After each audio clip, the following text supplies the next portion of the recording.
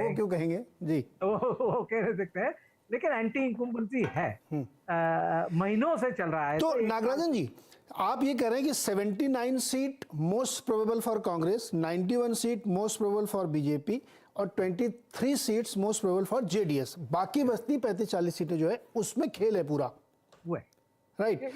ये एक दृष्टिकोण है, एक हाँ, एंगल है। ऑफ कोर्स ये आपका अपना एनालिसिस है कि उन 35-40 में जो बाजी मार ले गया, हाँ, वो सरकार बनाएगा, क्योंकि वो आंकड़ा इतना बड़ा है कि वो उनको वहां तक पहुंचा सकता है। एक सवाल और, उसके बाद मैं ग्रोवर जी और कार्तिक के पास जाऊंगा। ये जो जगदीश शेट्टीगार वाला मामला हुआ, इसका कितना नुकसान बीजेपी को हो सकता है? अगर देखा जाए तो ये जो एक सीट जो नहीं दी गई, ग्रोवर सर, मैं नागराजन जी से एक बार पूछा था, फिर मैं आपके पास आता हूं, पूरा एनालिसिस आपका लूंगा। नागराजन जी, आपसे सर, जगदीश शेट्टीगार के जाने का क्या नुकसान होगा बीजेपी को? मुझे पूछ रहे हैं? हाँ जी, आपको पूछा सर। अच्छा अच्छा, बहुत ज्यादा नहीं होगा।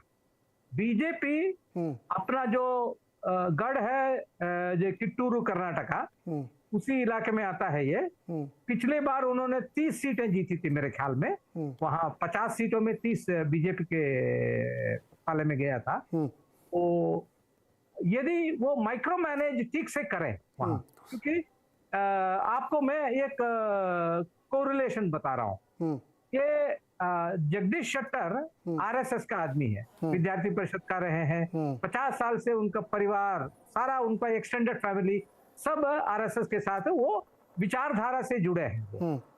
आपको एक इसी का जो सिमिलर एक एग्जांपल मिलेगा झारखंड में। जब झारखंड में रघुवर दास के खिलाफ सरयू राय लड़े थे, वो पार्टी छोड़कर किसी और पार्टी में जाके नहीं लड़े थे। करेक्ट। पूरा संघ का जो परिवार है उनको लेके वो लड़े थे, वो सिटिंग चीफ मिनिस्टर को भी हराए थे। यस। जगदीश शेट्टर का क्यों, जो संघ के साथ जुड़ा हुआ लोग है, जो आरएसएस से कट्टर है, हिंदुत्व के लोग हैं, वो लोग जगदीश शेट्टर से तो नाराज होंगे, इसलिए उनको ज्यादा वोट मिलने का नहीं है। लेकिन कांग्रेस को जो वोट मिलता है, 40-50 हजार उनको मिलता था कांग्रेस को, उस वोट तो मिलेगा उनको। इसका जो आसपास के इलाके में कितना प्रभाव पड़ेगा, उसमें ज्यादा प्रभाव नहीं पड़ेगा। ओके ग्रोवर साहब, हम लोगों ने पिछली बार बात की थी, उसके बाद से काफी कुछ डेवलपमेंट हो चुके हैं। अब आपका एनालिसिस क्या कहता है? क्योंकि कर्नाटक के बारे में एक बड़ी बात कही जाती है कि वहां मतलब लगभग 2/3 ऐसे लोग होंगे जो किसी न किसी पार्टी से एक बार चुनाव लड़ चुके होंगे। मतलब ऐसा कोई शायद ही मिले, बहुत कम लोग मिलेंगे, रादर शायद ही क्या मिलेंगे, कम लोग मिलेंगे जो अभी तक एक ही पार्टी से लड़ रहे हैं। वो आया राम गया राम, इधर से लड़ो उधर से लड़ो, मतलब विनेबिलिटी वहां पे एक बहुत बड़ा फैक्टर बना हुआ है। अब आपका एनालिसिस क्या है? देखिए नीरज, अगर बात की जाए तो पिछले 5 या 6 चुनाव में हमने जो एक इन्फ्लुएंस देखा था बीएस येडियुरप्पा का, वो एक बहुत बड़ा फैक्टर था बीजेपी के लिए। क्योंकि जैसे पहले भी चर्चा हुई कि 2013 में जिस तरह से 40 सीट थी, वहां से 109 तक आई, और उस तरह से जो एक परफॉर्मेंस, जो ग्रोथ चार्ट रहा है, जितने सांसद वो जीत कर आए बीजेपी के, उसके लिए क्रेडिट अगर दिया जाना चाहिए तो वो मैं अब हमेशा ये कहता आया हूँ कि बीएस येडियुरप्पा की कंट्रीब्यूशन जो है बहुत बड़ी है।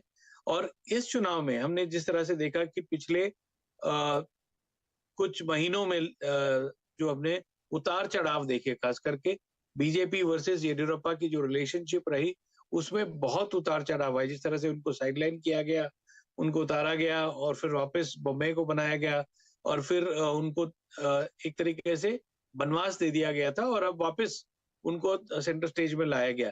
लेकिन पिछले 2-3 हफ्ते की अगर आप नोटिस करें डेवलपमेंट्स, उसमें एक चीज तो साफ तौर से दिखकर ये आ रही है, और कई पार्टी के नेता भी इस बात को मानते हैं कि जो लिंगायत डोमिनेंस रही है बीजेपी की, वो शायद कहीं ना कहीं कम होती नजर आ रही है।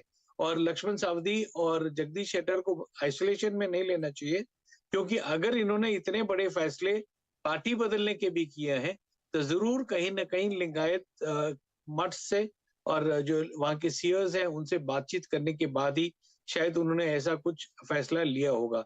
तो इस चुनाव में जो एक होता था वोकलिगा वर्सेस लिंगायत का एक प्लेटफॉर्म बनता था, इस बार कहीं ना कहीं लिंगायत वोट थोड़ा स्प्लिट होता जरूर नजर आ रहा है, क्योंकि ये 3-4 नेता भले ही पार्टी छोड़ के गए हो, लेकिन इनका इम्पैक्ट कई और कॉन्स्टिट्यूएंसीज में जरूर पड़ेगा। वहीं अगर एक और पॉइंट मैं यहाँ पर बताना चाहूंगा तो वो ये है कि इस बार क्रूशियल जो फैक्टर रहेगा वो एचडी कुमारस्वामी का रहेगा, क्योंकि जिस तरह से उन्होंने वोकली का कंसोलिडेशन करने का जो एक प्रयास किया है वो बहुत ही स्ट्रैटेजिक मूव है। और बिटवीन कांग्रेस और जेडीएस कौन इस वोट को ग्रैब कर सकेगा इस बार, वो एक बहुत बड़ा चैलेंज होगा। और लग रहा है कि अगर इस तरह का अगर एक स्प्लिट वोकली का वोट में नहीं होता है और एक तरफ को ही वोट जाता है वो, तो या तो जेडीएस 20-25 तक सिमट जाएगी या 50 के ऊपर जाएगी, और ये कांग्रेस के जो फ्यूचर है उस पर जरूर इसका एक असर पड़ सकता है। मतलब जेडीएस तो काफी इंटरेस्टिंग चुनाव। हाँ, एक्चुअली ये जेडीएस वाला खेल है ना, अगर वो ऊपर गया तो खेल बिगाड़ देगा एकदम कांग्रेस के लिए ज़्यादा नुकसान, क्योंकि वोट बैंक कहीं ना कहीं कोलाइड होता है।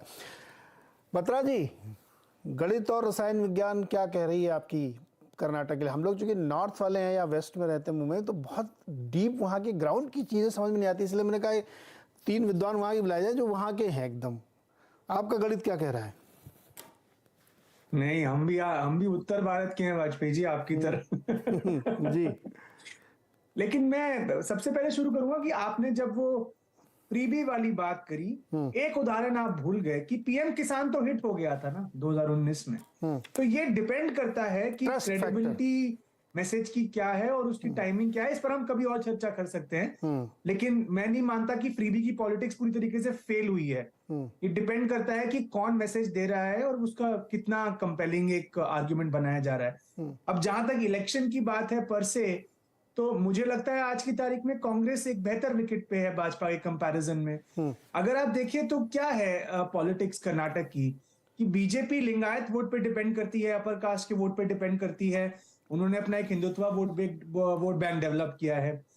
ओल्ड मैसूर का जो इलाका है जिसकी आप बात कर रहे हैं, वहां पे बीजेपी है ही नहीं, या मतलब उसकी जो प्रेजेंस है वो कम है। इस वजह से आप पाएंगे कि BJP despite a lower vote share, उनकी सीटें ज्यादा आई पिछली बार कांग्रेस से।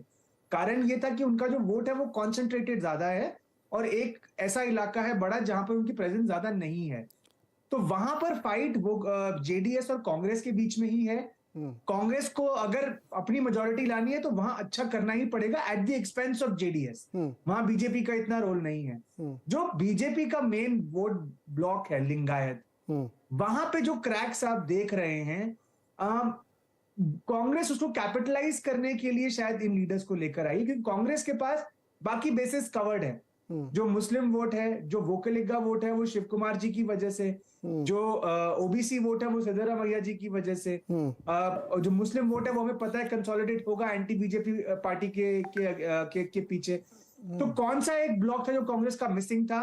जो 90s से अगर आप देखें तो पाटिल साहब जब से उन्होंने डिसमिस किए कांग्रेस ने, वो लिंगायत वोट उनसे दूर चला गया था, वो लिंगायत ब्लॉक है। तो लिंगायत ब्लॉक को लाने के लिए अपनी तरफ ये पूरी कवायद हुई है और इससे कांग्रेस को न्यूमेरिकली फायदा हो सकता है।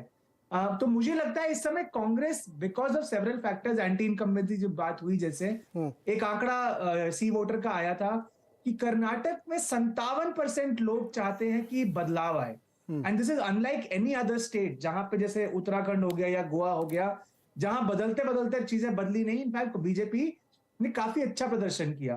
तो कर्नाटक एक ऐसा राज्य है जहां पर एपेटाइट है चेंज की। और एक और आपने जो बात उठाई कि लोग कर्नाटक में पार्टी बदल बदल के चुनाव लड़ते हैं, तो ये समझना पड़ेगा कि Karnataka is also very individual centric politics. उसका one of the reasons is बहुत ही महंगे इलेक्शंस होते हैं यहाँ पे। अगर आप एमएलए का नेटवर्क देखेंगे पूरे इंडिया में, कर्नाटक में सबसे ज्यादा समृद्ध एमएलए आपको इस समय असेंबली में मिलेंगे। तकरीबन 30 करोड़ पर एमएलए का एसेट वैल्यू है आज की तारीख में, जो महाराष्ट्र और आंध्र जैसे स्टेट से भी मेरे ख्याल से हाई है। तो ये भी एक कारण है। But coming back to the elections, मुझे लगता है इस समय जस्ट गोइंग बाय जो चीजें चल रही हैं कर्नाटक में और जो मुद्दे हैं, जो एंटी इनकम्बेंसी है, जो कांग्रेस की लोकल लीडरशिप है, कांग्रेस को थोड़ा एज है। बाकी बीजेपी एक ऐसी पार्टी है जो आखिरी मोमेंट तक छोड़ती नहीं है इलेक्शन लड़ना। तो अंत में कितना क्लोज आ पाएंगे ये कहना इस समय मुश्किल है। बिल्कुल। और